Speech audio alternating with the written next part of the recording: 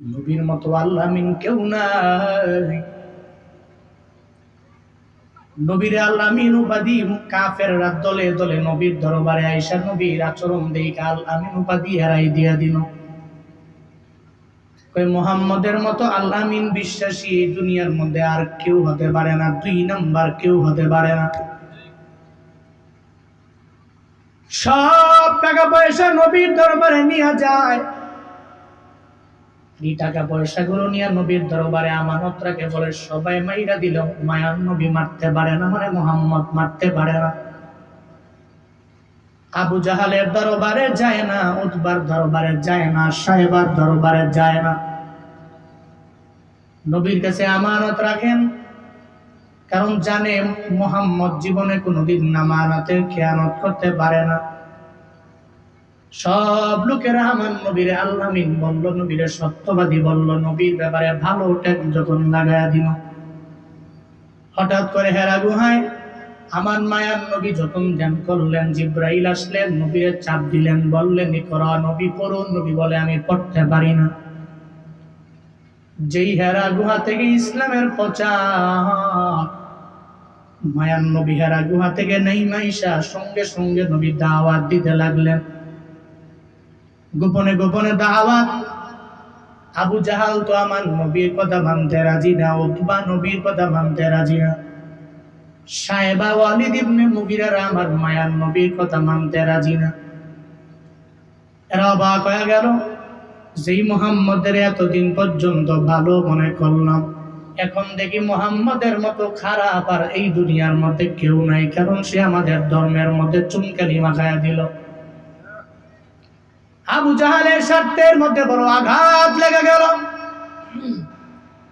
স্বার্থে আঘাত লাগলে তো আবু জাহালের মাথাও গরম হয়ে গেল, উতবার মাথাও গরম হয়ে গেল, সাহেবার মাথাও গরম, ওয়ালিদ ইবনে মুগিরার মাথাও গরম। এখন কই মুহাম্মদের দল বেড়ে যাবে, আমাদের দল ছোট হয়ে যাবে, কারণ আবু জাহালের চরিত্র ভালো না, আমার মায়ার নবীর চরিত্র ভালো কি ভালো না? হ্যাঁ, আবু জাহালের চরিত্র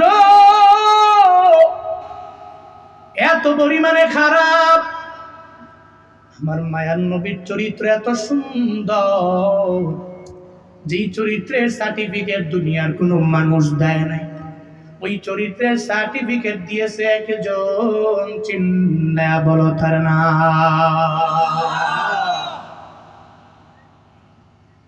আবু জাহালের মাথা গরম হয়ে গেল। মুহাম্মদের দলের মধ্যে লোকের অভাব নাই, আমার দলের মধ্যে লোক থাকবে না, সব মুহাম্মদের দলের মধ্যে চলে যাবে। একটা পর্যায়ে রাগান্বিত ক্রোধান্বিত হইয়া আমার নবীর ব্যাপারে বলতে লাগলো, এই মুহাম্মদ, তুমি কবি, তুমি গণক, তুমি বানায়া বানায়া কথা বলা পছন্দ করো বেশি। একটা পর্যায়ে আমার মায়ার নবীরে বলতে লাগলো, তুমি হলো জাদুকর, তুমি জাদু ছাড়া কোনো কিছু দুনিয়ার মধ্যে বুঝো না, তুমি যাই বানায়া বানায়া বলো, বারবার তোমার আল্লাহর নামে তুমি বলো। একটা পর্যায়ে আমার মায়ার নবী আর মুসলিম যেই সমস্ত সাহাবায়ে কেরাম এদের সাথে খারাপ আচরণ যখন আরম্ভ করে দেয়, আবু জাহাল, উতবা, সাহেবা, ওয়ালিদ ইবনে মুগিরারা এরা খারাপ আচরণ যখন করতে লাগলো, এমন একটা হালাতে আমার মায়ার নবীরে যখন বারবার খারাপ ট্যাগ লাগায়, আবার পাশাপাশি আমার মায়া নবীর উপরে উটের নারী বুড়ি এই সমস্ত গুলো আমার নবীর উপরে চাপায়া দেয়। নবী সুন্দর করে দাঁড়াইতেও পারে না, বিভিন্ন সময়ে নবী কথা বললে ঠাট্টা করে, বিদ্রোহ করে, উপহাস করে। আমার মায়া নবী এক জায়গা থেকে যখন আরেক জায়গায় যায়, আবু জাহালেরা আমার নবীরে, এদের দলবলরে চাইয়া আমার নবীর উপরে পাথর মারে। নবী এই বিদ্রোহ দেখে নবী নিচে ভেঙ্গে পড়লেন, হতাশার মধ্যে পড়ে গেলেন। আল্লাহ কয়ে, জিবরাইল, আমার নবী হতাশায় পড়লে হবে না, আমার নবী বিপদের মধ্যে পড়ার পরে ডিপ্রেশনের মধ্যে নবী পড়তে পারে না। ও জিবরাইল, যাও আমার নবীর দরবারে সূরা ইনশিরা নিয়ে যাও, আর নবীরে গিয়া জানায়া দাও, চিন্তা করার দরকার নাই, আমি আমার মায়ার নবীর দাম এত পরিমাণে বাড়ায়া দিলাম। আমার নবীর দাম 40 বছর নবুয়তের আগে যেমন আমি আল্লাহ দিলাম, 40 বছর নবুয়ত পাওয়ার পরে মৃত্যু পর্যন্ত ওই নবীর দাম আমি আল্লাহ বাড়ায়া দিলাম। যাও, নবীরে কও চিন্তা করার দরকার নাই। আবু জাহালটা কামিয়ে গেলি, উতবার কামিয়ে গেলি, সাহেবার কামিয়ে গেলি, ওয়ালিদ ইবনে মুগিরার কামিয়ে গেলি, এদের নাম নেওয়ার মতো কেউ থাকবে না। কিন্তু আমার নবীর তো সম্মান আমি বাড়াবো, মর্যাদা আমি বাড়াবো, সম্মান তো আমি বাড়াবো। আবু জাহালের নাম নেওয়ার মতো কেউ নাই। মুহাম্মদ সাল্লাল্লাহু আলাইহি ওয়াসাল্লামের নাম নেওয়ার মতো লোকের অভাব আছে। কথা বলতে হবে, অভাব আছে। আল্লাহ কয় নবী আমার চিন্তা নাই, সব দলের লোকেরা আপনাকে বারবার বারবার কটূক্তি করার পর আপনি চিন্তা করবেন না। সূরা ইনশিরার মধ্যে আমার আল্লাহ প্রথমেই হামজা ইস্তেফামের মাধ্যমে তিনটা আয়াতের মধ্যে আমার আল্লাহ প্রথমেই জানায়া দিলেন, আলাম নাশরাহ লাকা সাদরাক। আল্লাহ পাক বলেন, ও পয়গম্বর, আমি কি আপনার বক্ষটাকে প্রশস্ত করে দেই নাই আপনার জন্য? আমি আল্লাহ আপনার বক্ষটাকে কি প্রশস্ত করে দেই নাই? আল্লাহ পাক বলেন, আপনার শরহে সদর আমি আল্লাহ করলাম, শক্কে সদর আমি আল্লাহ করে ফেললাম। আমি আল্লাহ আপনার শরহে সদর, শক্কে সদরের মাধ্যমে আমি আল্লাহ আপনাকে ওহী দিয়া জ্ঞানী বানাইলাম। এক কথায় ওহী জ্ঞানের মাধ্যমে আমি আল্লাহ আপনাকে এত পরিমাণে জ্ঞানী বানাইলাম। দুনিয়াতে যত শিক্ষিত মানুষ আছে, সব শিক্ষিতদের শিক্ষিত হলো আমার মায়ার নবী। ওই নবীর চাইতে দামি আর কেউ হতে পারবে না রে বাবা। ওই নবীর চাইতে শিক্ষিত আর কেউ হতে পারবে না। আল্লাহ কয়, নবী আমার ওহীর জ্ঞানের মাধ্যমে আমি আল্লাহ আপনারে জ্ঞানী বানাইলাম। আমার নবীর দুনিয়ায় কোনো শিক্ষক নাই, নবীর শিক্ষক একজন, চিন্নায়া বলো তার নাম। আল্লাহ পাক বলেন, নবী আমার আমি হলাম, আমি রব হলাম আপনার শিক্ষক। আল্লাহ পাক বলেন, আমি কি আপনার শরহে সদর করলাম না? মানে আমি আল্লাহ আপনার বক্ষটাকে কি প্রশস্ত বানাই নাই, বরং আপনার বক্ষকে আমি আল্লাহ প্রশস্ত করলাম, প্রশস্ত দিয়া ভরপুর করে দিলাম। শুধু তাই না, আমি আল্লাহ আপনাকে এমন নবী বানালাম, যেই নবীকে আমি আল্লাহ শরহে সদর করার মাধ্যমে, মানে সিনা চাক করানোর মাধ্যমে এত পরিমাণে আমি আল্লাহ পবিত্র বানায়া দিলাম।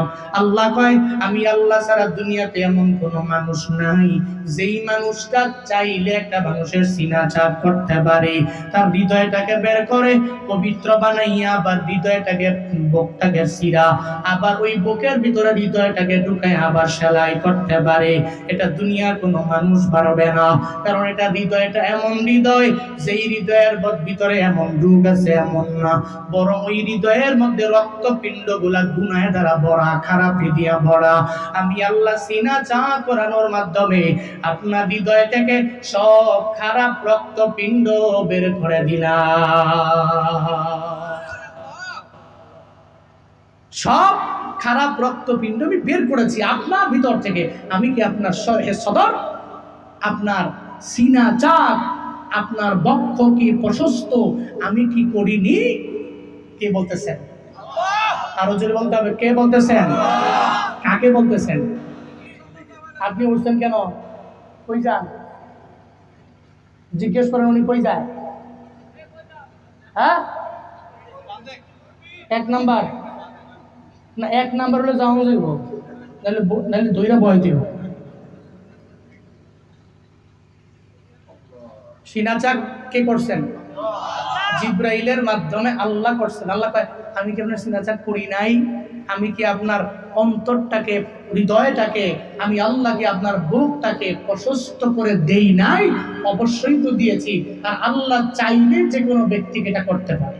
আল্লাহ সেই পাওয়ার আছে না নাই? কথা বলতে হবে, আছে না নাই? সূরাতুল আনামের 125 নম্বর আয়াতের মধ্যে আল্লাহ বলেন, ফামাই ইউরিদিল্লাহু আইয়াহদিয়াহু ইয়াশরাহ সাদরাহু লিল ইসলাম। আল্লাহ পাক বলেন, আমি আল্লাহ যখন চাইবো কোন বান্দারে পথ দেখায়া দিব। আমি আল্লাহ যদি চাই কোন বান্দারে আমি আল্লাহ হিদায়াতের পথের মধ্যে নিয়ে আসবো। ইয়াশরাহ সাদরাহু লিল ইসলাম, আমি আল্লাহ বান্দার বক্ষটাকে ইসলামের জন্য প্রশস্ত করে দেই। পড়েন সুবহানাল্লাহ। আল্লাহ যদি চায় কোন বান্দার বক্ষটাকে আমার মাওলা প্রশস্ত বানাবে, আবার তার হিদায়াতের লাইনে নিয়ে আসবে। একমাত্র আমার আল্লাহ চাইলেই তো সম্ভব।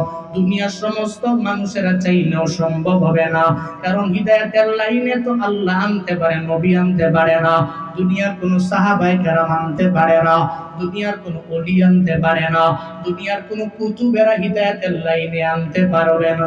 আমি বক্তা কেন, দুনিয়ার সব স্কলাররা যদি আপনারা এইসব বারবার বয়ান করে, এই মানুষেরা নামাজ কেন পড়ো না, কেন রোজা রাখো না, কেন আমলের লাইনে অগ্রগামী হয়ে যাও না, বক্তা কেন, দুনিয়ার সমস্ত পীরেরাও যদি এইসব বয়ান করে, ওই পীর হেদায়াত দিতে পারবে না, কারণ হেদায়াত দেওয়ার মালিক পীর না, হেদায়াত দেওয়ার মালিক একজন, চিল্লায়া বলো তার নাম।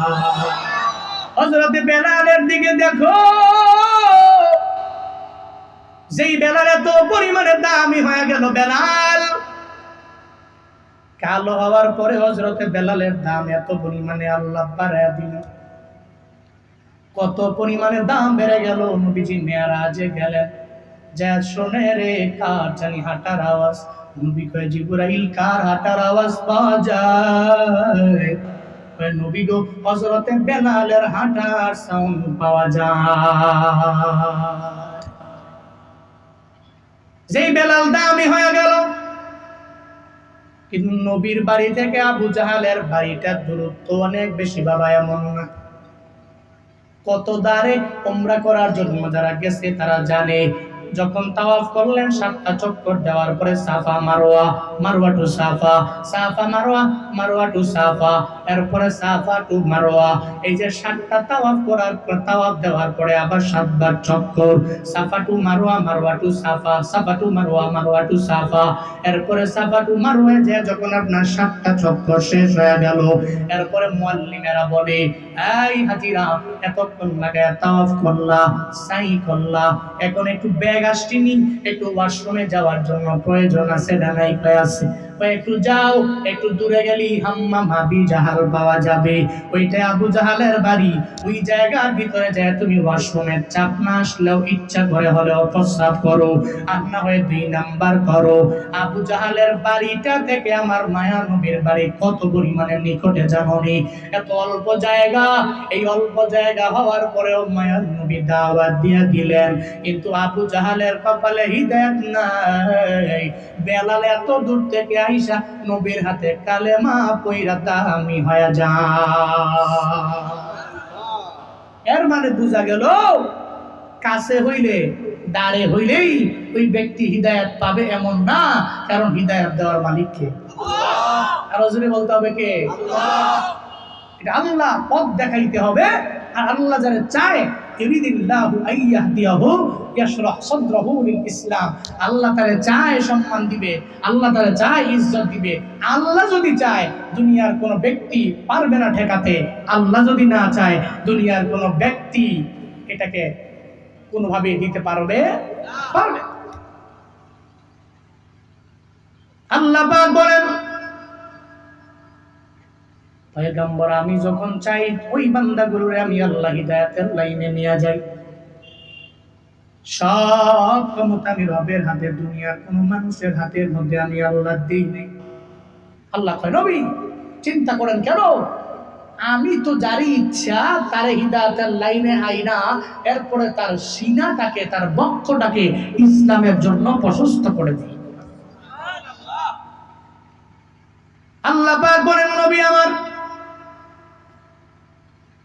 আমি কি আপনার সিনা চাক করি নাই, বক্ষটাকে আমি মাওলা কি প্রশস্ত বানায় দেই নাই? মায়ার নবীর যখন 4 বছর, 4র্থ বছর বয়সের মধ্যে আল্লাহ পাক নবীর দরবারে জিবরাইল পাঠায়া দিলেন, এই জিবরাইল যাও যাও আমার নবীর দরবারে যাও, আমার নবীর কাছে যাইয়া নবীর বুকটাকে ছিঁড়ে ফেলো, এরপরে হৃদয়টাকে বের করে দাও। এই হৃদয়টাকে বের করে ওই হৃদয় থেকে যত শয়তানি রক্তপিণ্ডগুলো আছে এই সব রক্তপিণ্ডগুলো বের করে দাও। এরপরে হৃদয়টাকে ধুয়ে মুছে আমার নবীর বুকটাকে বুকের ভিতরে ঢুকাইয়া আবার বুকটাকে সেলাই করে তুমি চলে আসো। 4 বছর বয়সে নবীর দরবারে আসলেন।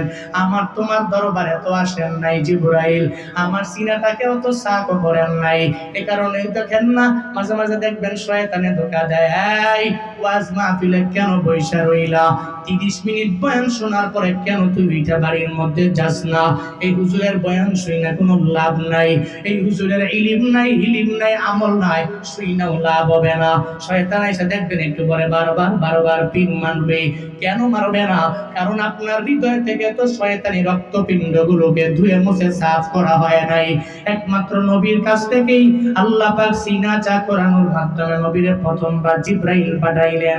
4th বছর বয়সের মধ্যে আমার মায়ার নবীর দরবারে জিবরাইল আসলেন। এরপরে দ্বিতীয়বার মেরাজে যাওয়ার আগে আল্লাহ পাক জানা দেয়, জিবরাইল যাও আমার নবীর দরবারে যাও। আমার নবীর কাছে যাইয়া, যেহেতু নবী আমি আল্লাহর সাথে মোলাকাতের জন্য চলে আসবে, আমি রবের সাথে আমার নবীর মোলাকাত হয়ে যাবে। ও জিবরাইল আমার নবীর দরবারে যাও। নবীর দরবারে যাইয়া নবীর বুকটাকে আবার ছিঁড়ো, এরপরে ওখান থেকে আবার নবীর হৃদয়টাকে বের করো। নবীর হৃদয়টাকে বের করে জমজমের পানি, কূপের পানি দিয়া সুন্দর করে ধুইলেন। এরপরে ধুয়ে মুছে হৃদয়টাকে আবার ভরে দিয়ে আমার নবীর সিনাটাকে চাক করে, এক কথায় শরহে সদর করে, এরপরে আমার আল্লাহর মোলাকাতে নিয়ে গেলেন। আল্লাহ কয়, নবী আমার দুনিয়ার কোন মানুষের বেলায় আমি এমন করি নাই, আর আপনাকে কি আমি আল্লাহ ছেড়ে দিব? বরং আপনি তো আমার বড় প্রিয় মানুষ, আমি কি আপনারে শরহে সদর করি নাই? এর মানে আমি আপনার বক্ষটাকে কি প্রশস্ত করে দেই নাই? জোরে বলেন সুবহানাল্লাহ। আমি কি আপনার বক্ষকে প্রশস্ত করে দেই? এরপর 2 নম্বর আয়াতে আল্লাহ পাক বলেন, ওয়া ওয়াদানা আনকা ওয়াজারাকাল্লাযী আনকাদা যাহরাক। জোরে বলেন আল্লাহু আকবার। আল্লাহ পাক বলেন, নবী আমার ওয়া ওয়াদানা, আমি নামিয়ে দিলাম, আনকা মানে আপনার থেকে আমি আল্লাহ নামিয়ে দিলাম, ওয়াজারাক আপনার যত সমস্ত বোঝা আছে এই সমস্ত বোঝা আমি আল্লাহ নামায়া দিলাম। এই বোঝা দ্বারা আমার আল্লাহ পাক কি বুঝাইলেন জানেন? এর মানে হলো 40 বছর নবুয়তের আগেও আমার নবীর বিন্দু মাত্র পরিমাণ গুনাহ নাই, 40 বছর নবুয়তের পরেও আমার নবীর তো কোনো গুনাহ নাই। এক কথায় আমার নবীর জীবনের আগে পরে সমস্ত গুনাহ একজনে মাফ করে দিছে, চিল্লায়া বলো তার নাম।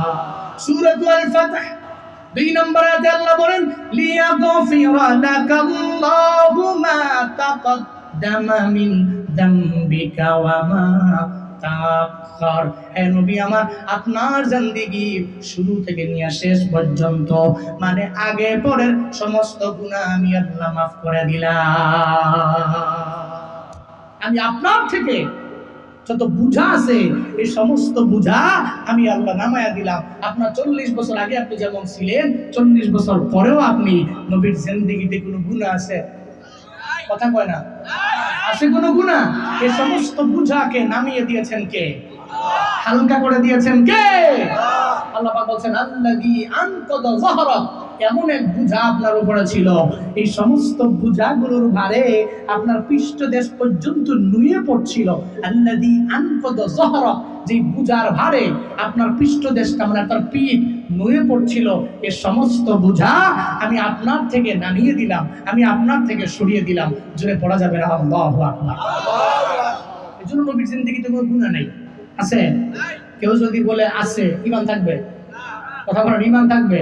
যে জায়গায় নবীর ব্যাপারে আল্লাহ পাকই বলছেন আপনার জিন্দেগির আগের পরে সমস্ত গুনাহ মাফ। শুধু আপনি নন, আপনার আগে পূর্ববর্তীতে যত নবী আসছেন, যত আম্বিয়া, এই সমস্ত আম্বিয়ারাই মাসুম, এরা নিষ্পাপ, এদের জিন্দেগিতে কোনো গুনাহ। এবার আসেন, নবীর জিন্দেগিতে গুনাহ নাই, আমগো জিন্দেগিতে গুনাহ আসেনি? কথা কয় না? মনে হয় সিরাজগঞ্জের তারাশের মানুষের কোনো গুনাহই নেই। কি আছে?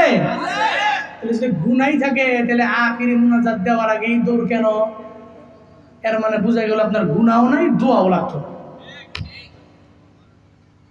যার গুনাহ আছে তার দোয়া লাগে, ঠিক কিনা? দেখবেন পুরা বয়ান শুনবে, দোয়ার আগে দৌড় দিবে, এরকম পাবলিক বাস না। যার গুনাহ আছে তার দোয়া তো অবশ্যই লাগবে। এখানে এমন কেউ আছেন হুজুর আমি হাত তুললাম গুনাহ নাই? আছেন? এখানে বেগুনা মাসুম কেউ থাকলে আমার বললেন, যাওয়ার সময় আপনার কাছ থেকে দোয়া নিন। যেহেতু কেউ নাই, তাহলে ওই জায়গায় নবীকে আল্লাহ পাক বলছেন আপনার থেকে সমস্ত গুনাহ আমি সরিয়ে দিয়েছি। দ্যাট মিন্স আপনার জিন্দেগীর সমস্ত গুনাহ আমি মাফ করে দিছি। এরপরেও ওই নবী কি বলে জানেন? ইয়া আইয়ুহান নাস তুবু ইলাল্লাহ ফাইন্নী আতুবু ইলাইহি ফি কুল্লি ইয়াউমিন মিয়াতা মাররা। মায়ার নবী বলেন, ও উম্মত শুনো, আমার রবের দরবারে তাওবা করে নাও। কেন তাওবা করবা জানো?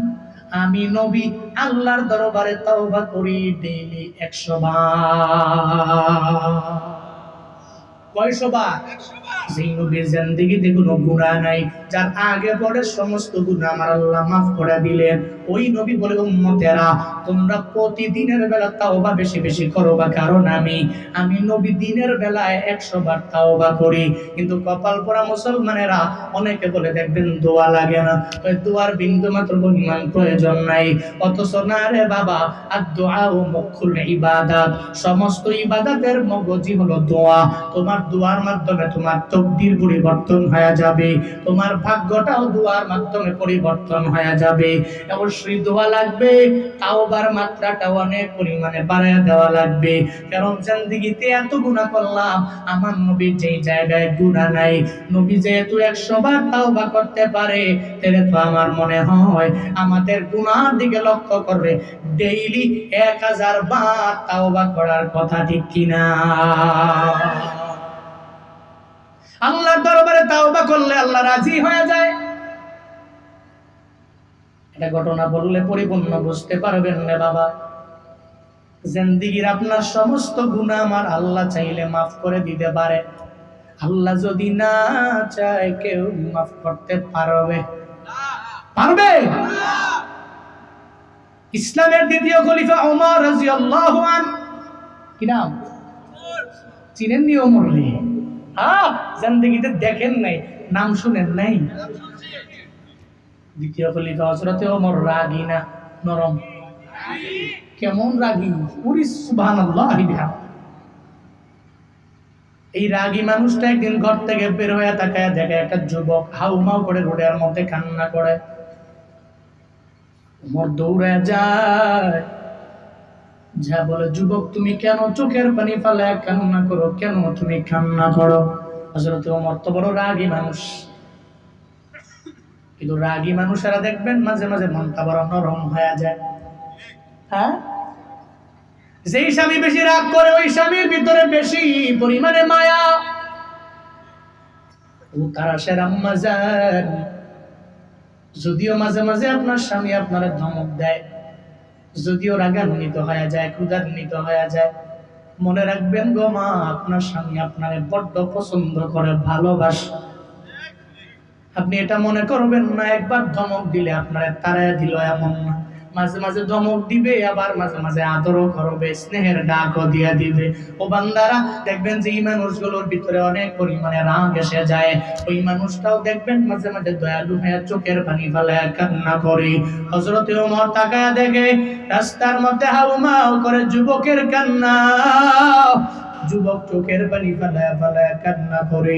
হযরত ওমরের যুবকের কান্না দেখে নিজের চোখ দিয়া পানি চলে আসলো। যুবকের বলে, যুবক রে, কেন তুমি চোখের পানি ফেলায় কান্না করো? বলে, আমি অনেক বড় পরিমাণে গুনাহ করে ফেললাম, এজন্য আমি কান্দি। আমার গুনাহের ভয়ে আমি চোখের পানি ফেলায় কান্না করি।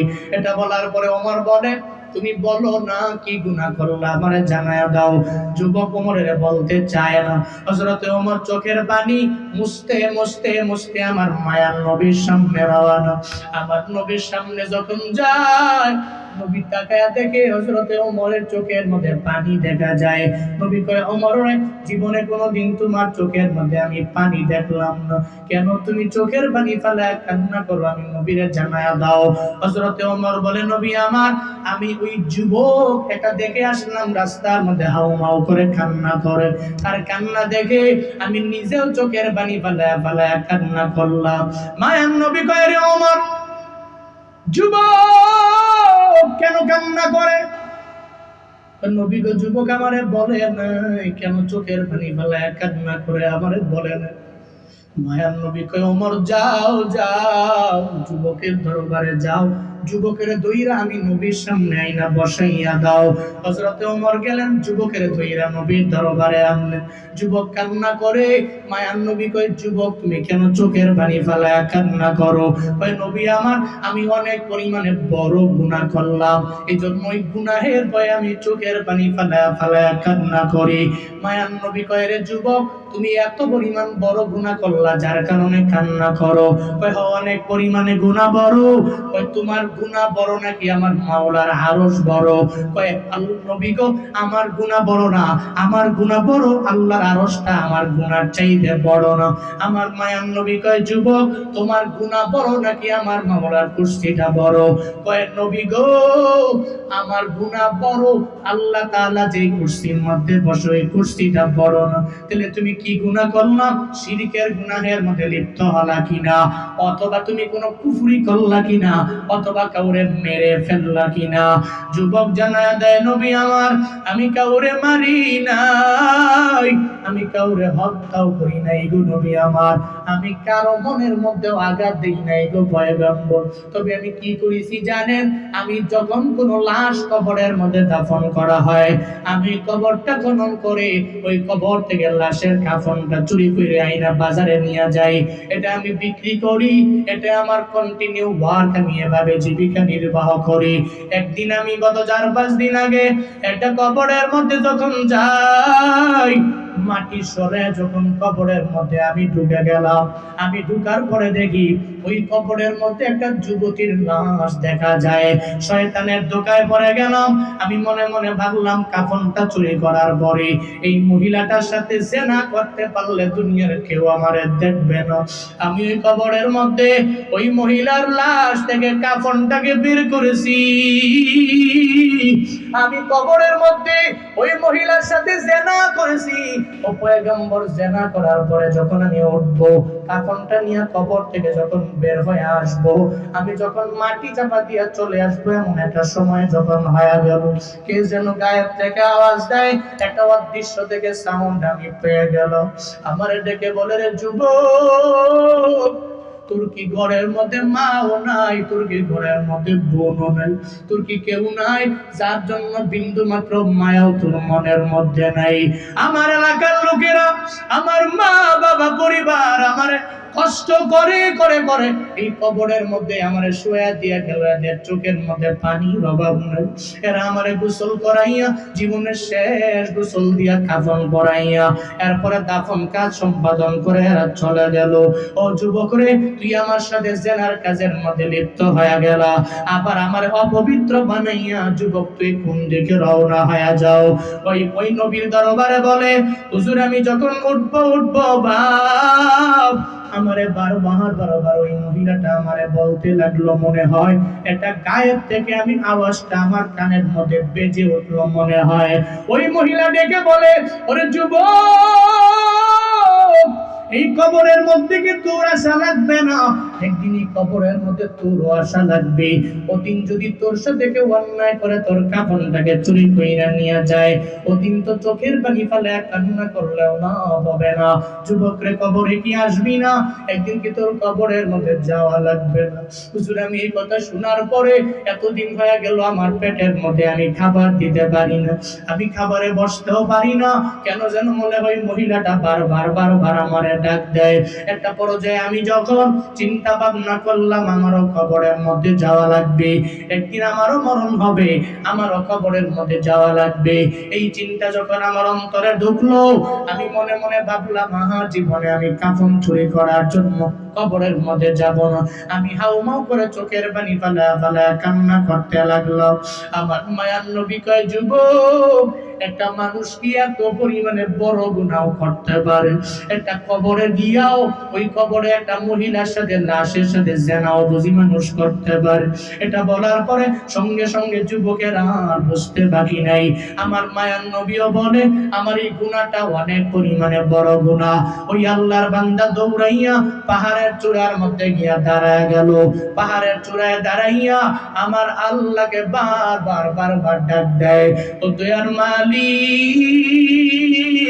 তুমি আমার রব, আমি তোমার গোলাম রে আল্লাহ। আমি অন্যায় করতে পারি, আমি গুনাহ করতে পারি, তুমি আমারে মাফ করে দিতে পারো। তুমি ছাড়া কেউ আমারে ক্ষমা করতে পারে না, তুমি ছাড়া কেউ আমারে মাফ করতে পারে না। ওই যুবকটা পাহাড়ের চূড়ায় দাঁড়ায় দাঁড়ায় আমার রবের দরবারে আবদার জানায়। সমস্ত ইস্তিগফারের একটা লিডার আছে, ওই লিডারের নাম হলো সাইয়্যিদুল ইস্তিগফার।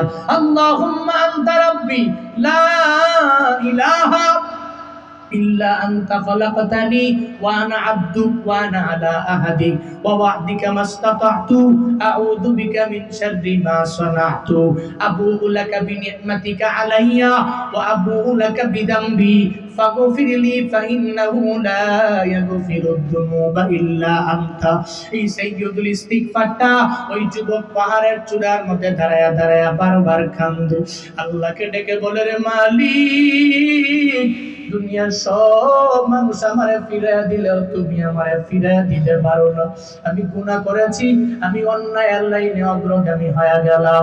আল্লাহ গো, তুমি চাইলেই তো আমার গুনাহগুলোকে মাফ করে দিতে পারো।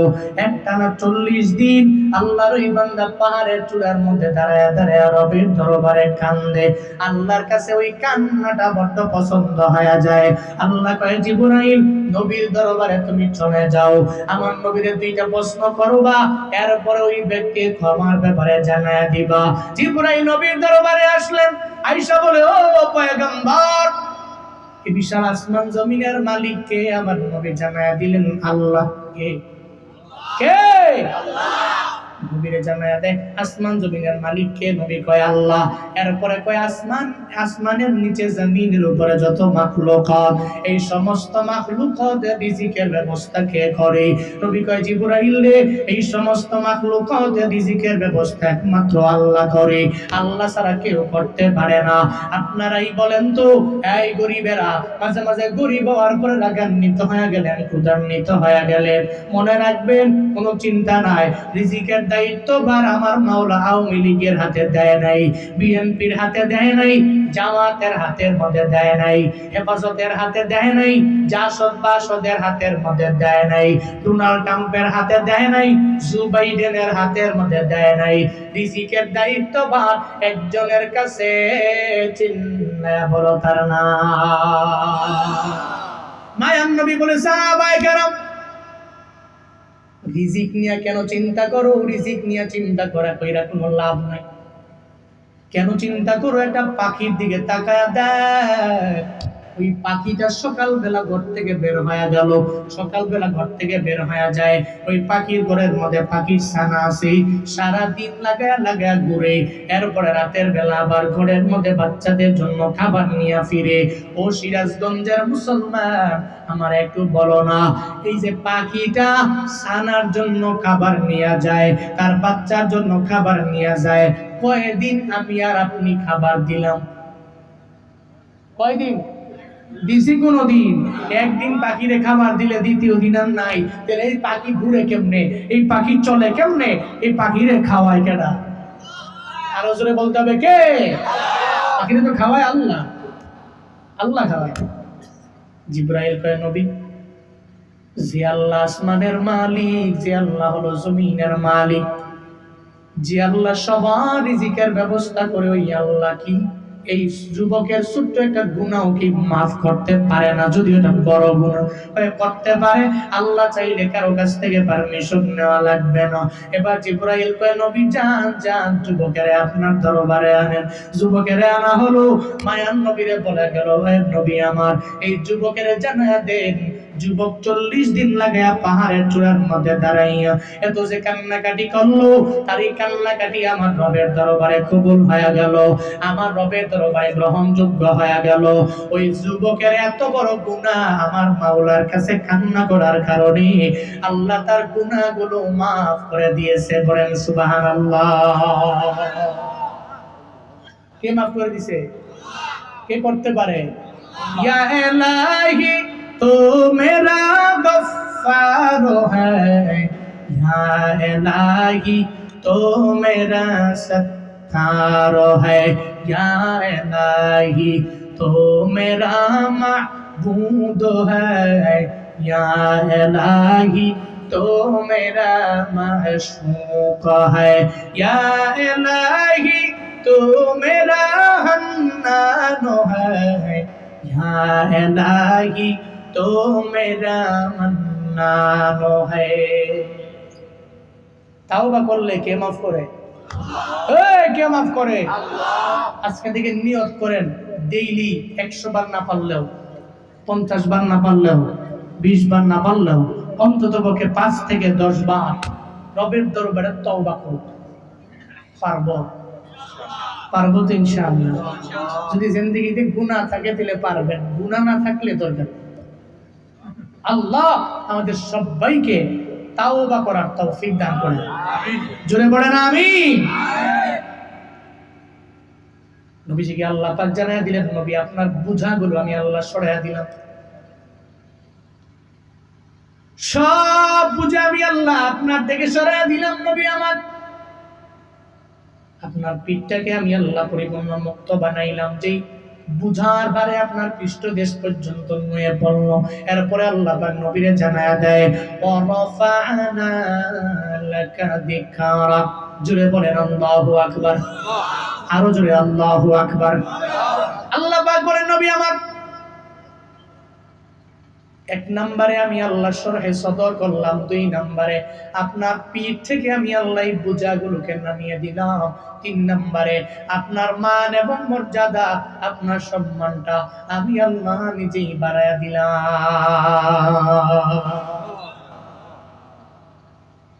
আল্লাহ পাক বলেন নবী আমার কালেমার মধ্যে আমি রবের নামের পরে আপনার নাম আছে না নাই? আছে না নাই? ও পয়গম্বর, শুধু তাই না, কালেমার পরে আপনার নাম, শুধু তাই না, আজান যখন দেওয়া হবে নবীর নাম বাদ দিলে আজান হবে না, একামত যখন দেওয়া হবে নবীর নাম বাদ দিলে একামত দেওয়া হবে না। শুধু তাই না রে বাবা, এই যে খতিব সাহেবেরা জুমার মধ্যে খুতবা দেয়, ওই জায়গার মধ্যে নবীর নাম আছে না নাই? আছে না নাই? আল্লাহ কয় নবী আমার ওয়ারাফা'না লাকা যিকরাক, আমি আল্লাহ আপনার সম্মানটা বাড়ায়া দিলাম, আপনাকে আমি আল্লাহ স্মরণ করলাম সব জায়গার মধ্যে, আপনার মর্যাদা, আপনার মান, আপনার শরফ, আপনার করম সব কিছু আমি আল্লাহ বাড়ায়া দিলাম। শুধু তাই না, আপনার লালা মুবারকের মধ্যে এত পরিমাণে আমি পাওয়ার দিয়া দিলাম, এই লালা মুবারকের মধ্যে এত পরিমাণে শক্তি আমি আল্লাহ দিলাম। এই লালা মুবারকে কত পরিমাণে পাওয়ার জানি রে বাবা, মনোযোগের কান লাগায় শুইনো রে বাপ। খন্দকের যুদ্ধে রাহমাতুল লিল আলামিন যখন চলে গেলেন, ওই খন্দকের যুদ্ধে নবী নিজে কাজের মধ্যে নামলেন। খন্দকের যুদ্ধে খাল খনন করার কাজে 1500 জন সাহাবার সঙ্গে আমার নবী আছে। নবী নিজেও খাল খনন করার জন্য পাহাড় থেকে এই পাথরগুলোকে উঠে উঠে খনন করতে লাগলেন। একটা পর্যায়ে 1500 জন সাহাবা ক্ষুধার্ত হয়ে পড়লেন, আমার মায়ার নবীও ক্ষুধার্ত হয়ে পড়লেন। আমার মায়ার নবী ক্ষুধার যন্ত্রণায় পেটের মধ্যে পাথর পর্যন্ত বেঁধে ফেললেন।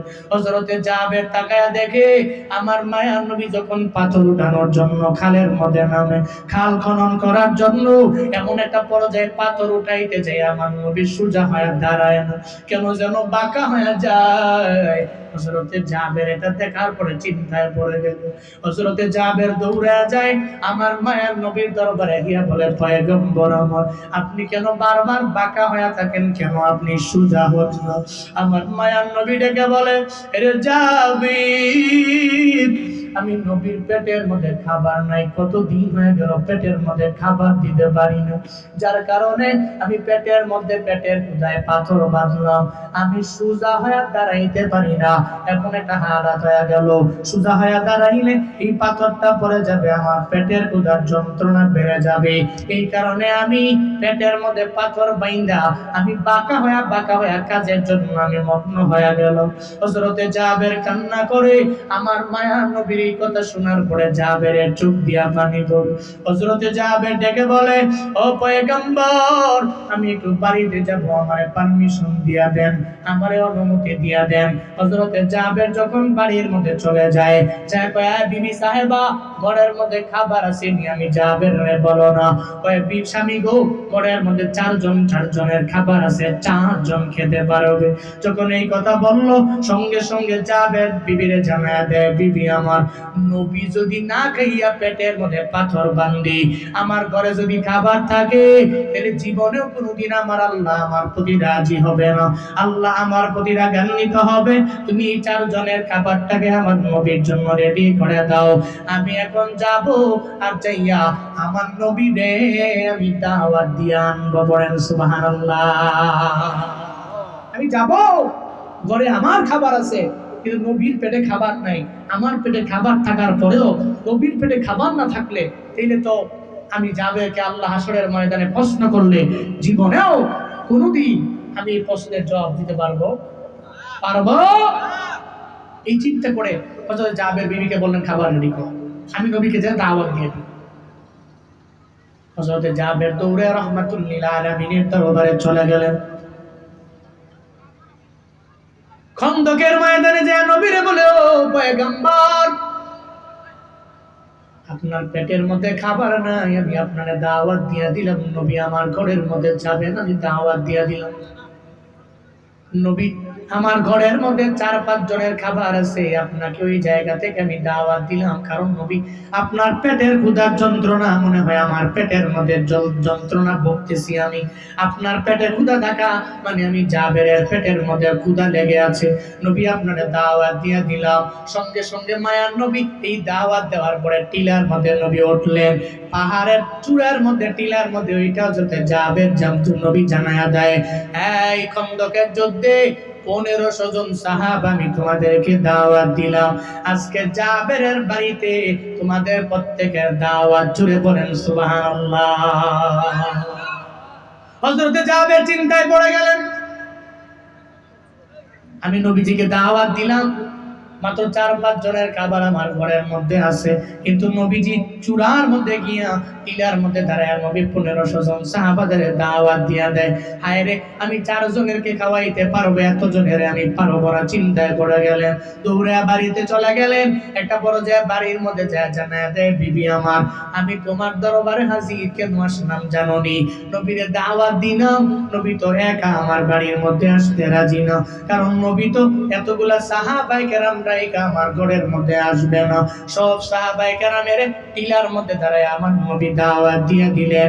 একটা পর্যায়ে কথা বলার পরে বিবি জানায়া দেয়, ও স্বামী আমার, তুমি চিন্তা করিও না, বিন্দু মাত্র পরিমাণ টেনশন তুমি করিও না, তুমি চিন্তা করিও না স্বামী আমার।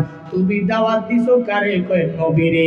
1500 জন সাহাবা দাওয়াত দিছে কে? বলেন নবী। তুমি দাওয়াত দিছো নবীরে, নবী দাওয়াত দিছে সাহাবাদেরকে। তুমি চিন্তা করো তোমার নবীরে নিয়া 1500 জন সাহাবার চিন্তা তোমার করা লাগবে না। 1500 জন সাহাবার চিন্তা করবে আমার মায়ার নবী। আমার নবী যদি অপমানিত হয়ে যায়, আমার আল্লাহ তো দেখে পরিপূর্ণ জানে। আমার নবীর সম্মান কেমনে বজায় রাখতে হবে, এই ব্যাপারে আমার আল্লাহ দেখবে, তোমার চিন্তা করার দরকার নাই। বলেন সুবহানাল্লাহ। এমন বিবি তো প্রয়োজন। স্বামী বিপদের মধ্যে পড়ে গেল, জানায়া দিল, স্বামী আমার, চিন্তা করার দরকার নয়, টেনশন করার বিন্দু মাত্র পরিমাণ প্রয়োজন নাই। তুমি দাওয়াত দিছো নবীরে, নবী দাওয়াত দিছে 1500 জন রে। এবার নবী চিন্তা করবে, তোমারটা নিয়ে তুমি চিন্তা করো। অন্য বিবিরা হইলে বলতো, এই ওই হুজুরে বলো, হুজুর যদি না আসে যা দমক দিয়া হুজুরে বলো, হুজুরে একজন দাওয়াত দিলাম কেন 40 জন সঙ্গে করে নিয়ে আসলো। এই যে মাঝে মাঝে আমরা বয়ানের মধ্যে যাই, এমন খাবার দাবার কর্মেওয়ালা কিছু ব্যক্তিরে আমরা পাই, যদিও বলা ঠিক না। হঠাৎ করে একদিন রংপুরের বদরগঞ্জের প্রোগ্রামে আমি গেলাম, যাওয়ার পরে মোতামিম সাহেব নাকি বললো 2 জনের খাবার রেডি করবেন, 2 জন হুজুর আপনার ঘরের মধ্যে খাবে। আমরা 2 জনে গেলাম, 2 জনে যাওয়ার পরে সঙ্গে আর একজন বাড়তি ওই এলাকার একজন লোক, আমার শুভাকাঙ্ক্ষী, এই 3 জনের নিয়ে গেলাম। একটা পর্যায়ে হুজুরকে নাকি যে গালিগালাজ করলো। আমি 2 জনের খাবার পাঠাইলাম, কেন 3 জন আসলো? কি কয় 2 জনের খাবার পাঠাইলাম 3 জন কেন আসলো? এর মানে বোঝা গেল এমন কিছু ব্যক্তিও আছে না নাই, এর বউ মনে হয় এমন ঠেলা দিছে, এই খাবার নাই ঘরের মধ্যে, 2 জনের জায়গায় 3 জন হইছে কেন? কিন্তু বিবি যদি হযরতে জাবেরের বিবির মতো হয়, বলতেছে চিন্তা করেন কেন, চিন্তা করেন কেন, টেনশন কেন? দাওয়াত দিছেন আপনি নবীরে, নবী দাওয়াত দিছে তাদের সাহাবাদের, নবীর সাহাবাদেরকে, চিন্তা তো আপনার নবীকে নিয়া, সাহাবীদের চিন্তা নবী করবে। ও তারাশের যুবক, এমন একটা বিবি তুমি ঘরের মধ্যে আনতে পারলে জীবন সুন্দর হয়ে যাবে। একবার দাম্পত্য জীবনটা আবার মাওলা এত পরিমাণে সুখময় বানায়া দিন। এমন বিবি ঘরে আইনো না যে বিবি সারা রাত লাগায়া লাগায়া ছবি দেখে, সিনেমা দেখে, নাটক দেখে। বাংলাদেশের এমন কোন নায়ক নাই যে নায়কের নাম জানে না, সব নায়িকার নাম জানে। রাতের বেলা ঘুমায় না, আর 2টা 3টা পর্যন্ত একসাথে বৈশা বৈশা সিনেমা ছবি দেখে। এমন একটা বিবি যদি ঘরের মধ্যে আনো, সেই বিবি কোরআন পড়তে পারে না, তিলাওয়াত করতে জানে না, জানলেও বছরে একবার কোরআন ধরে না। আবার যদি বলো হুজুর আমি আপনার দরবারে একটু দোয়া নেওয়ার জন্য চলে আসলাম, আমার ঘরে যাতে আল্লাহ পাক আজহারি হুজুরের মতো এমন একটা সন্তান যেন আল্লাহ দেয়, অথবা আল্লাহ পাক যাতে করে আল্লামা আশরাফ আলী থানভীর মতো ওলি বানায়া দেয়, এমন একজন কুতুব যাতে করে আমার বিবির ঘরের মধ্যে আসে। আমি তো বলি রে বাবা, সারা বিশ্বের সমস্ত মানুষকে নিয়ে যদি তুমি ফু দিয়া পানি ভরা খাওয়াও, তোমার বিবি যদি নামাজ না পড়ে, তোমার বিবি যদি পর্দা না করে, তোমার বিবি যদি অন্যায়ের লাইনে অগ্রগামী হয়ে যায়, তাহলে ওই ঘর থেকে জীবনে আজহারি আসবে না, ওই ঘর থেকে আসবে ঐশী, যে রান্দা দিয়া বাবারেও কোপায় মারেও কোপায়, ঠিক কিনা? ওই ঘর থেকে আসবে তসলিমা নাসরিন, যে পর্দাকে নিয়ে কটূক্তি করবে, হুজুরদেরকে নিয়ে কটূক্তি করবে। ওই ঘর থেকে আসবেন নিচুমন নিজম মজুমদার, নিজম মজুমদারের মতো বেয়াদবরা ওই ঘর থেকে আসবে। ভালো মানুষ আশা করা যাবে না তো, কারণ এমন বিবি আনলেন, বিবি তো সারাদিন খালি মোবাইলের সাথে সংযোগ, সারাদিন টিভির সাথে সংযোগ, সারাদিন শুধু টিভি, সিনেমা, নাটক, নায়িকা নায়ক, যত গায়ক গায়িকা এগো গান হনে নাটক দেখে। এই বিবি কেমনে, বিবির গর্বের মধ্যে কেমনে সন্তানটা ভালো হবে? এ মিয়া, আমরাই তো শেষ জেনারেশন। আমার কাছে মনে হয় আমরাই শেষ জেনারেশন যাদের আব্বা এবং আম্মারা টাচ ফোন ভালো করে কেমনে টিপা লাগে এটা বুঝেও না, টাচ ফোন কেমনে ফোন দেওয়া লাগে এটাও বুঝে না। তুই পারলে একটু ফোন দিয়া দেখ, কথা কি ঠিক কিনা? আমার কাছে মনে হয় আমার জেনারেশন, এই আমার জেনারেশন থেকে নিয়ে পরবর্তী যে জেনারেশন আসবে, এই জেনারেশনের প্রত্যেকটা এদের আব্বা আম্মা বলেন সারা দিন রাত খালি মোবাইল চালায়, আর স্বামীও মোবাইল চালায়, বিবিও মোবাইল চালায়। আবার কয় হুজুর ছেলেটা খালি মোবাইল ছাড়া খাইতে চায় না, ছেলেটা মোবাইল ছাড়া খাইতে বসতে চায় না, প্লেটেও বসে না, তার একটা লোকমাও দেওয়া যায় না। কেমনে? আপনি খালি নিজে মোবাইল টিপবেন সারা দিন রাত, আপনার বউ মোবাইল টিপবে সারা দিন রাত, আপনি বলবেন যে আপনার সন্তানটা মোবাইল ছাড়া খাইতে চায় না। মুখের মূল্য পাইছেন, এ দেখতেছে না বাবা টিপে, তো আমারও তো মোবাইল টিপতে হবে, ঠিক কিনা? এই জন্য আব্বা আম্মারা সন্তানের সামনে মোবাইল ইউজ করা কমায়া দিলেই আগামী সন্তানগুলো মিজানুর রহমান আজহারির মতো বেরিয়ে আসবে। চিল্লা কও ঠিক কিনা? আব্বা আম্মারা যদি একটু সেফ থাকতে পারে, নিজেকে একটু রক্ষা করতে পারে, তাহলে পসিবল, এছাড়া পসিবল না। আল্লাহ এই যে ইন ফিউচারে যে যুবকেরা বিয়া করছে না, এই শীতকালে যাগো বউ নাই, আল্লাহ এদেরকে সুন্দরী, রূপসী, রূপবতী, ভালো বংশাবলী মাইয়া এবং চরিত্রবান নারী কপালে মিলায় দিক। আপনারাও আমিন কর। যারা বিয়া করছেন এরা জোরে আমিন কইেন না, ঝামেলা ওরা বাইর গেলে কইব হোম মিনিস্টার আমনে গো ই হুজুর গুলো গেলে আমিন কও দ্বিতীয় বিয়া করার লেগে। বাংলাদেশের আম্মা জানা সব মেনে নিতে পারলেও অন্তত পক্ষে দ্বিতীয় বিয়া মানবো। ওরে সুবহানাল্লাহ। প্রথমে দুইটাই কয় আগে ওয়াদা করো জীবনে আমি তোমারে মুখ খামু, আমি তোমারে গালিগালাজ করবো, সারাদিন ঝগড়া করবো, তোমার কানের সামনে আইয়া 24 ঘন্টা ফ্যান ফ্যান করবো, তবে নিয়ত করো বিয়া আর একটা করবা না। ঠিক কিনা? সব মানতে রাজি, মাথার এটা মানতে রাজি। আল্লাহ যুবকদের ঘরের মধ্যে ভালো স্ত্রী দিয়া দাম্পত্য জীবনটা সুখময় বানায় দেন। সকলেই বলি আমিন, জোরে বলেন আমিন। হযরত জাবেরের বিবি জানায় দিলেন, জাবের চিন্তা করার দরকার নয়, আমার নবীর দরবারে যাও, নবীর ব্যাপারে চিন্তা আপনি করেন, নবী চিন্তা করবে, 1500 জন সাহাবার চিন্তা নবী করবে। হযরত জাবের গেলেন, এরপরেও মনে মনে চিন্তা আসে না নাই।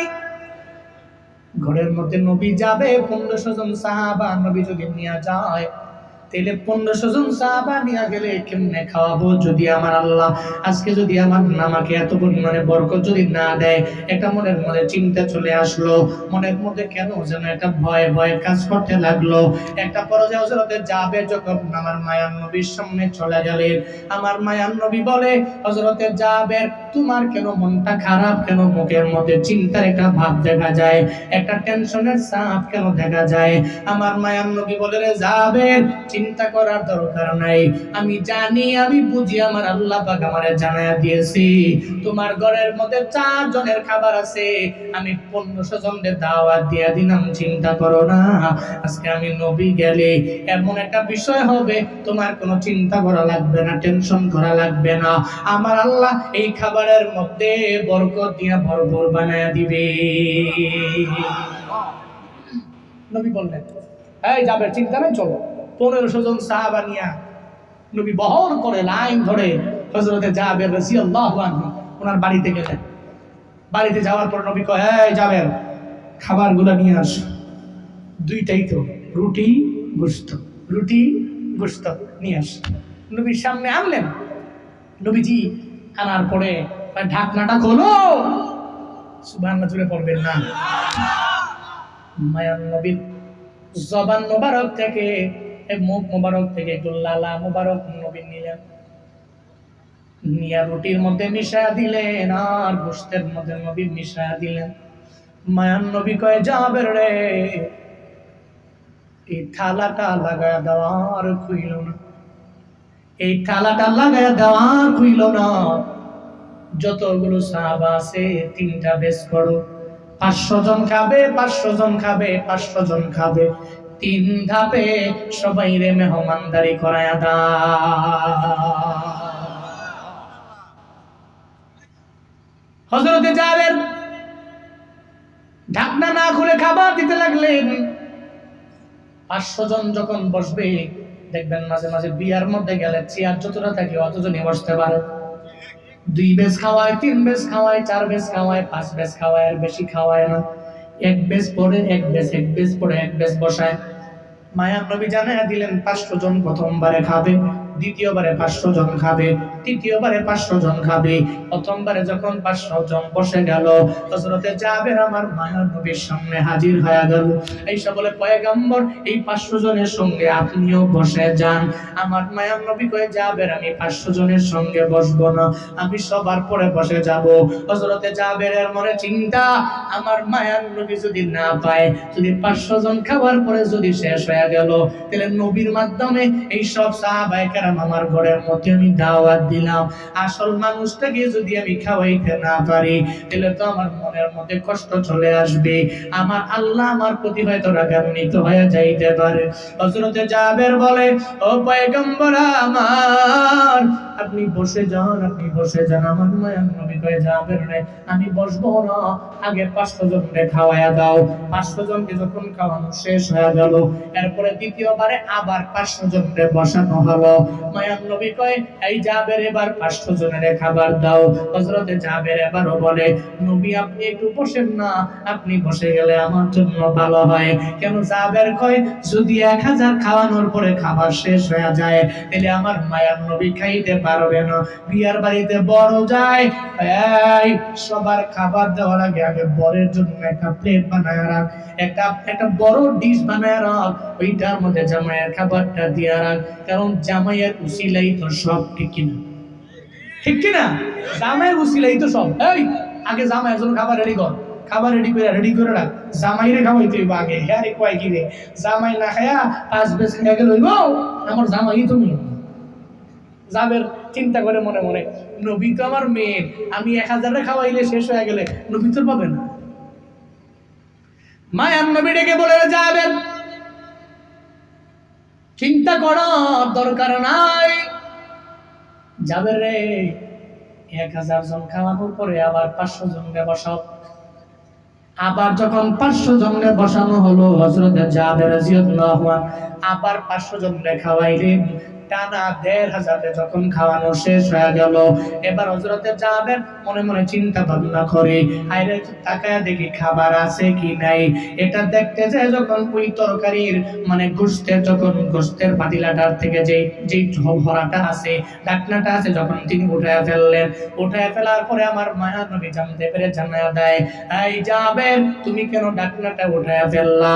যদি তুমি আজকে ঢাকনা না উঠাইতা, এই মদিনার শুধুমাত্র আমার 1500 সাহাবায়ে কেরাম শুধু না, 2000ও না, 3000, 5000 না, এই মদিনার সব মানুষেরাও যদি এসে তোমার ঘরের মধ্যে মেহমান হয়ে যাইতো, খাবার খাইয়া পেট ভরে বাড়িতে যাইতে পারতো, এরপরেও বিন্দু থেকে বিন্দু মাত্র পরিমাণ তোমার পাতিনা থেকে কমতো না। ইমামুল আউয়ালিনাল আখিরিন ধরে সদকা রহমাতান লিল আলামিন, শুধু ওজুদাস রহমাতান লিল আলামিন, মসজিদে ও শুধু হামারো এ জমিন, সাইয়্যিদুল কাউনাইন খাতমুল মুরসালিন, আখিরামত বুদে ফখরুল ওয়ালি। মায়ার নবী ডেকে বলে, যাবে দুনিয়ার মধ্যে মদিনার সব মানুষ যদি তোমার ঘরের মধ্যে আসে, এরা যদি আইসা মেহমান হয়ে যায়, খাইতে থাকবে খাইতে থাকবে খাইতে থাকবে, এরপরেও পাতিল থেকে খাবার কমতি হবে না। এরপরে মায়ার নবী কয়, এবার আমারে দাও, তোমরা সবাই মিলা খাইতে বসো। দেখা গেল ওই খাবারটাই অবশিষ্ট রয়ে গেল, যেই খাবারটা ছিল, আর বাকিটা হলো আমার নবীর লালা মুবারকের পাওয়া। ও সিরাজগঞ্জের মুসলমানেরা, আল্লাহ পাক যেই নবীর ব্যাপারে জানায়া দিলেন, নবী আপনার চিন্তা করার দরকার নাই। অরাফা'না লাকা যিকরা, এর মানে আপনাকে আমি আল্লাহ আপনার সম্মান বাড়ায়া দিলাম, মর্যাদা বাড়ায়া দিলাম, আপনাকে আমি আল্লাহ বরকত দিয়ে ভরপুর বানায়া দিলাম। কি সম্মান আপনার! এরপরে আল্লাহ পাক বলছে, ফাইন্না মাআল উসরি ইউসরান, ইন্না মাআল উসরি ইউসরা। জোরে বলেন আল্লাহু আকবার। আল্লাহ পাক বলছেন, এখন একটু দুঃখের সময় কাটছে, এই দুঃখের পরে আমি আল্লাহ আপনার জন্য এত সুখ আমি আল্লাহ আপনার জন্য রেখে দিলাম। নবী দুঃখের পরে তো আপনার জন্য আমি আল্লাহ সুখ রেখে দিলাম। প্রথমে আয়াতের মধ্যে আল্লাহ পাক বলেন ইন্না মাআল উসরি ইউসরান, ইন্না মাআল উসরি ইউসরা। মনে রাখবেন, চিন্তা করার দরকার নাই, আমি আল্লাহ নিশ্চয়ই জানায়া দিলাম আপনার দুঃখের পরে আমি আল্লাহ সুখ রেখে দিলাম। চিন্তা করার কারণ নাই। এই নবীটার মাধ্যমে দুনিয়ার উম্মতের জন্য শিক্ষা হলো কি বাবা জানেননি? মাঝে মাঝে বিপদে পড়ে গেলে, মুসিবতে পড়ে গেলে আপনি ডিপ্রেশনে পড়ার প্রয়োজন নাই, হতাশায় পড়বেন না। এই যুবকেরা চাকরি হয় না, তুমি চাকরি না হওয়ার কারণে মাঝে মাঝে মনে করো আমি আত্মহত্যা করে ফেলবো, আমি সুইসাইড করে ফেলবো, এমন কইরো না। বরং আল্লাহ তো আছেন, আমার মাওলার উপরে তাওয়াক্কুল করে আগায়া যাও, আল্লাহর উপরে ভরসা করে আগায়া যাও। আমার রবের উপরে ডিপেন্ড করে যদি বান্দা তুমি চলতে পারো, তোমার কোনো টেনশন নাই, তোমার কোনো চিন্তা নাই। তোমার এখন যদিও দুঃখ, এই দুঃখের পরে আমার আল্লাহ সুখ দিতে পারে কি পারে না? কাটাহির ক্ষান্ত কেন কমল তুলিতে, দুঃখ বিনা সুখ লাভ হয় কি মহিতে? আছে না নেই? বাংলা প্রবাদ, কাটাহিরি ক্ষান্ত কেন কমল তুলিতে, দুঃখ বিনা সুখ লাভ হয় কি মহিতে? তুমি কাটার দাগ খেয়ে এরপর একটা ফুল সংগ্রহ করে আনতে পারবে না। কাটার দাগ খাওয়া আছে না, এই ফুলকে সংগ্রহ করে আনা যাবে? কথা বললে কেন যাবে? এক কথায় তোমার জিন্দেগিটা এমনই, জীবনটা এমনই, দুঃখ বিনা জীবনেও সুখকর জীবন পরিচালনা করা যাবে।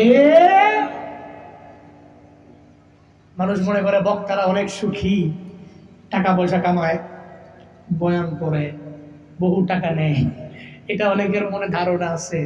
কিন্তু এই বক্তা এই পর্যায়ে আসলো কেমনে, ব্যাকগ্রাউন্ডে কিছু দুঃখ কি আছে কি নাই, এই ব্যাপারে তো কারো জানা নাই। যদি কেউ বলে তো বুঝতে পারে, যদি না বলে তো বুঝতে পারে না। পৃথিবীর সিস্টেমটাই এমন। আপনার দুঃখ আগে পোহাতে হবে, এই দুঃখ পোহায়া, এই দুঃখ অতিক্রম করে আপনার সুখের সাগরে যেতে হবে, এটাই বাস্তবতা। এই জন্য যুবকরা চিন্তা নাই, মাঝে মাঝে জীবনে বিপদ আসবে, মুসিবত আসবে, চিন্তা কিসের? যে আল্লাহ বিপদ দিতে পারে, ও আল্লাহ বিপদ থেকে উত্তরণের পথ বের করে দিতে পারে কি পারে না? কথা বলতে হয়, পারে কি পারে না? দুঃখের পরে কি আছে? দুঃখের পরে কি আছে? নবীজির মক্কা জীবনে নবীকে কেউ দেখতে পারে না, সবাই নবীর কটূক্তি করে। এই চিন্তায় পড়ার কারণেই তো আল্লাহ পাক সূরাতুল ইনশিরাহ নাযিল করেন, মনে আছে না? মক্কার মানুষেরা নবীকে গালি দেয়, গালিগালাজ করে, উটের নারী বুড়ি গরু নবীজির উপর চাপায়া দেয়। মক্কা থেকে যখন মদিনায় গেলেন, মদিনার লোকেরা আমার নবীকে অ্যাকসেপ্ট করে বুকে দেয় নাই? কথা বলো না কেন?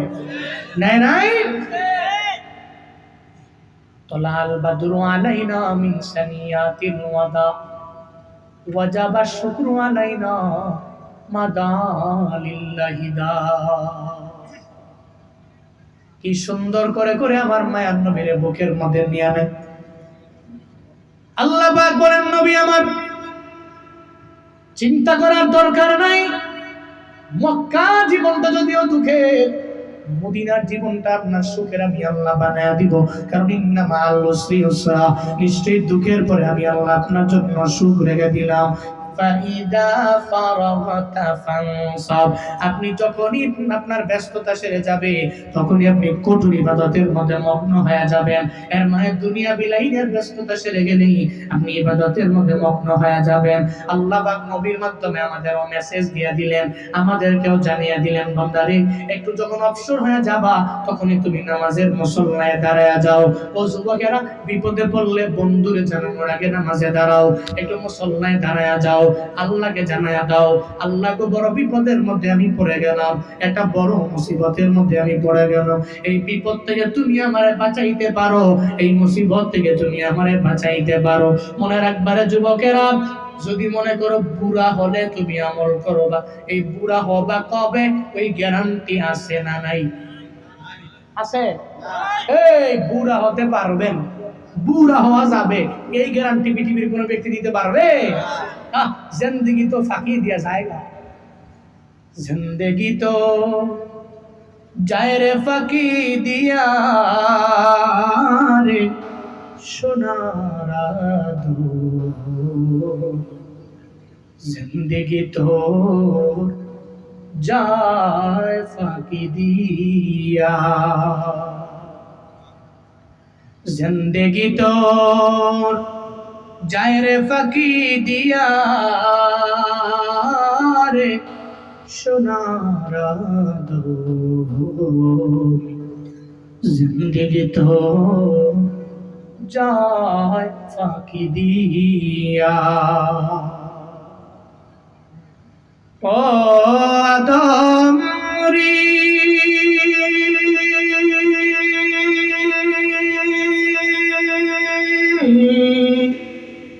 পাক ধরিয়া গেছে দাড়ি, দন্ত আছে গোটা চারি, সমন জারি গিয়াছে করিয়া রে সোনার জিন্দেগি তো যায় ফাঁকি দিয়া। জিন্দেগি তোর যায় রে ফাঁকি দিয়া রে সোনার জিন্দেগি তোর যায় ফাঁকি দিয়া। ও আদম রে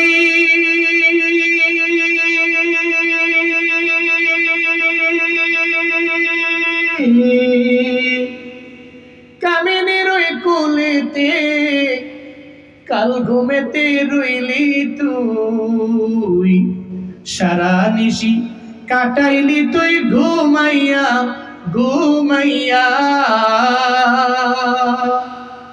ও আদম রে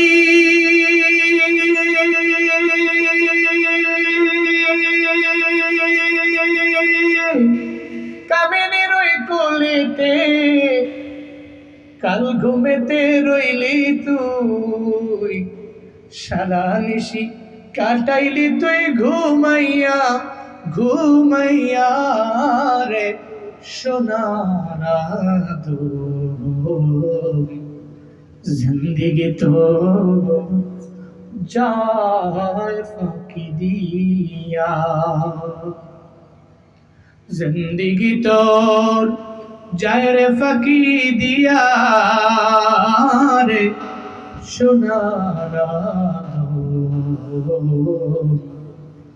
জিন্দেগি তোর যায় ফাঁকি দিয়া।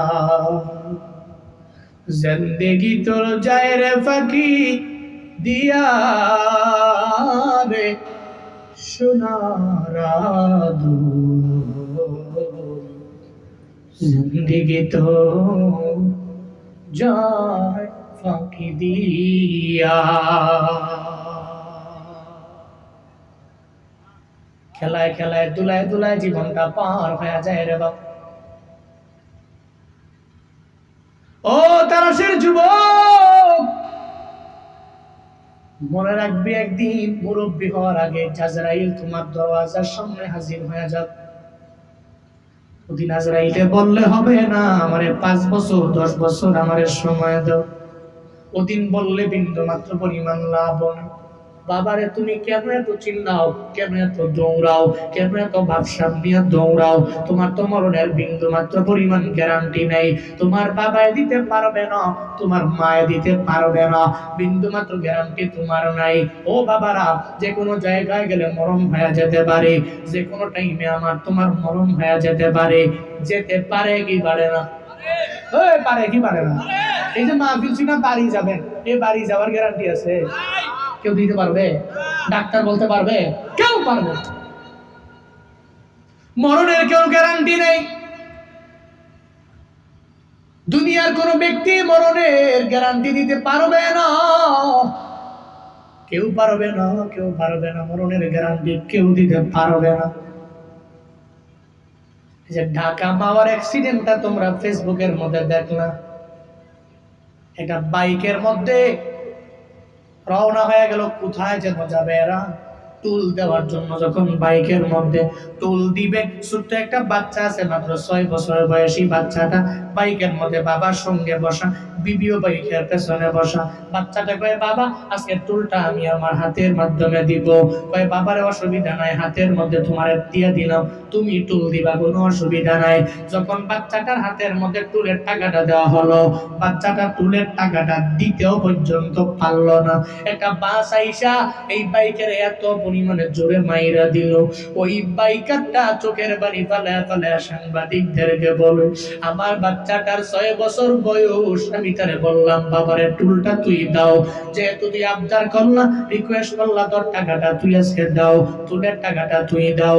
ওই বাচ্চাটা বাসের নিচে পড়ে অর্ধেকটা টুকরা হয়ে গেল, এমনকি বিবিটাও দুনিয়া থেকে বিদায় নিয়ে চলে গেল। শুধুমাত্র বাইকারটাকে আমার আল্লাহ দুনিয়ার মধ্যে বাঁচায় রাখলো। সামনে একটা প্রাইভেট কার, এই প্রাইভেট কারটাকেও ধুমড়ে মুচড়ে এমন একটা হালাত হয়ে গেল, ওই প্রাইভেট কার ধুমড়ে মুচড়ে গেল, প্রাইভেট কারের লোকগুলোও দুনিয়া থেকে বিদায় নিয়ে চলে গেল। এই যে দুনিয়ার জিন্দেগি, এই জিন্দেগি দেখার পরেও বান্দা তোমার কি মনে হয় না যে আমারও দুনিয়া থেকে বিদায় নিয়ে চলে যাওয়া লাগবে, আমি দুনিয়ার মধ্যে থাকতে পারবো না? এই নিয়ত করে আগায়া যাও, যখনই ফ্রি সময় পাবা নামাজের মুসল্লায় দাঁড়াও, একটু মুনাজাত হয়ে রবের দরবারে আবদার জানাও, আল্লাহ গো আমারে তুমি এটা দিও, ওটা দিও, ওটা দিও, অ্যাক্সিডেন্টে ফেলায়া তুমি মাইরো না। আল্লাহ পাক জানায়া দিলেন নবী অবসর টাইম পাইলে আপনি ইবাদতের মধ্যে মগ্ন হয়ে যাবেন। আল্লাহ শুধু নবীকে বলেন নাই, নবীর পাশাপাশি নবীর উম্মতদেরও আল্লাহ বললেন, ঠিক কিনা? ঠিক কিনা? শুধু নবীরই বলছেন এমন না, নবীর উম্মতদেরকে বলেন ফাইদা ফারাগতা ফানসাব, একটু বিপদ থেকে মানে তোমার কাছ থেকে তুমি দূরে সরে গেলা, ফারেগ হলা, হইয়াই ফানসাব, তুমি মন দিয়া ইবাদতের মধ্যে মগ্ন হয়ে যাও। শুধু কি তাই, ওয়া ইলা রাব্বিকা ফারগাব, এক কথায় তুমি তোমার রবের দিকেই মনোনিবেশ করো, রবের দিকেই দৌড়াও। মানে রব তোমার কি আমল করলে জান্নাত দিবে, তুমি এভাবেই রবের দিকে দৌড়ে যাও। আল্লাহ যে নবীরে বলছেন, নবীর মাধ্যমে আল্লাহ উম্মতকে জানিয়ে দিয়েছেন। আসুন না সূরা আল ইনশিরাহ থেকে এই শিক্ষাগুলো নিয়ে বাড়িতে যাই। আল্লাহ নবীকে দাম বাড়াইছেন, সম্মান বাড়াইছেন, নবীর ইজ্জত বাড়াইছেন, নবীর শরফ করম আল্লাহ পাক বাড়াইছেন। আল্লাহ নবীর শরীরে সদর করেছেন, সুখকে সদর করেছেন। আল্লাহ পাক নবীর ভিতর থেকে রক্তপিণ্ডগুলোকে বের করে দিয়েছেন, যেগুলো ময়লা আমাদের ভিতর থেকে দেয় নাই। 1 নাম্বার শিক্ষা হলো, এর মানে বোঝা গেল জিন্দেগিতে চলার পথে আমার আপনার সবার গুনাহ হবে। আজকের মাহফিল থেকে 1 নাম্বারে হবে, যতই বড় গুনাহ হোক না কেন আমরা বেশি বেশি রবের দরবারে তওবা করব। কি করব?